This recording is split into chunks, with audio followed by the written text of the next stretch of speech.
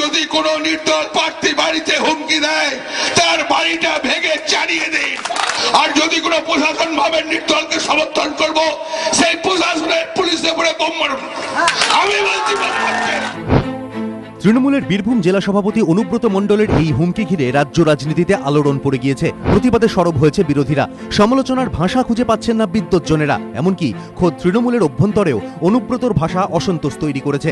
বিতর্কের তীব্রতা বুঝতে পেরে মুখ ফসকে এমন মন্তব্য করেছেন বলে সাফাই দিয়েছেন বীরভূমের তৃণমূল জেলা সভাপতি। কিন্তু সাফাইয়ে যে প্রতিবাদের আগুন নিভবে না, সম্ভবত তা বুঝতে পেরেই বৃহস্পতিবার রাত থেকে শুক্রবার দিনভর বীরভূম সফরে গিয়ে আগাগোড়া অনুব্রতর থেকে দূরত্ব বজায় রাখলেন মমতা বন্দ্যোপাধ্যায়। জেলা সফরে গিয়ে ধারে কাছেও ঘেঁষতে দিলেন না দলের জেলা সভাপতিকেই। বৃহস্পতিবারই বীরভূমে পৌঁছন মমতা। রামপুরহাটে মামার বাড়ি যান, সেখান থেকে তারাপীঠের মন্দিরে, তারপর একটি বেসরকারি হোটেলে গিয়ে রাতে থাকেন। কিন্তু তৃণমূল নেত্রীর ধারে কাছে অনুব্রতকে দেখা যায়নি। এরপর শুক্রবার প্রথমে রামপুরহাটে সভা করেন মমতা। তৃণমূল নেত্রী সভাস্থলে আসার আগে পর্যন্ত সেখানে ছিলেন অনুব্রত মণ্ডল। বেশ কিছুক্ষণ মঞ্চে ঘোরাঘুরিও করেন, কিন্তু তৃণমূল নেত্রী মঞ্চে আসার কিছুক্ষণ আগেই সভাস্থল ছেড়ে বেরিয়ে যান। রামপুরহাটের সভা থেকে জেলার বিভিন্ন নেতার নাম করলেও অনুব্রতর নাম মুখে আনেননি মমতা। আশিস ব্যানার্জি, নূরে আলম চৌধুরী, প্রার্থীরা এবং আমার মা ভাই ও বোনেরা।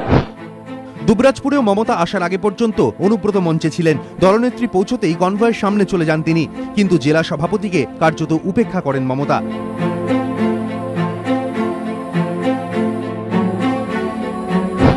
উঠে যান মঞ্চে।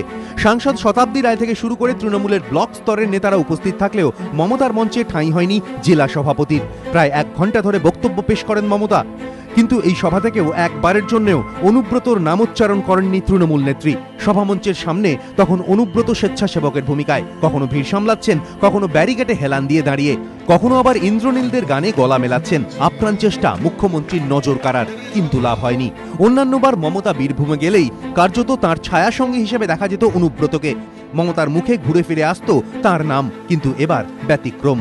রাজনৈতিক মহলের মত, পুলিশকে বোমা মারুন বলে যে নেতা হুমকি দিচ্ছেন তার সঙ্গে এক মঞ্চে মুখ্যমন্ত্রী তথা পুলিশ মন্ত্রীকে দেখা গেলে পুলিশ প্রশাসনের মনোবল ভেঙে যাবে, চরম অসন্তোষ তৈরি হবে। সেটা বুঝতে পেরেই অনুব্রতকে এড়িয়ে গেলেন মমতা বন্দ্যোপাধ্যায়। তাছাড়া সূত্রের খবর, অনুব্রতর বিরুদ্ধে এফআইআর করার নির্দেশ দিয়েছে কমিশন। এই পরিস্থিতিতে জেলা সভাপতিকে তার সঙ্গে মঞ্চে দেখা গেলে নতুন করে বিতর্ক তৈরি হতে পারে, যেটাকে ভোটের বাজারে শাসক দলের বিরুদ্ধে অস্ত্র হিসেবে ব্যবহার করার সুযোগ পেয়ে যাবে বিরোধীরা, যেটা কখনোই চান না তৃণমূল নেত্রী। আশাবুল হোসেন ও গোপাল চট্টোপাধ্যায়, এবিপি আনন্দ।